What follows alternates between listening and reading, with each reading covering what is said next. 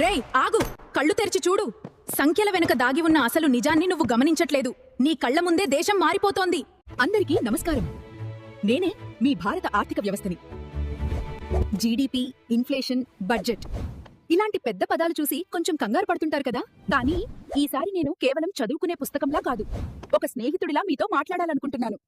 మన దేశం ఎలా సంపాదిస్తుంది, మన జేబులోని రూపాయి విలువ ఎలా మారుతుంది, అసలు ఈ ఆర్థిక చక్రం వెనుక ఉన్న ఆసక్తికరమైన విషయాలేంటి, ఇవన్నీ మీకు అర్థమయ్యేలా వివరిస్తాను. కేవలం గణాంకాలు కాదు, మన దేశ ఆర్థిక మూలాల వెనుక ఉన్న అసలు కథను ఇకపై నేనే మీకు వివరిస్తాను.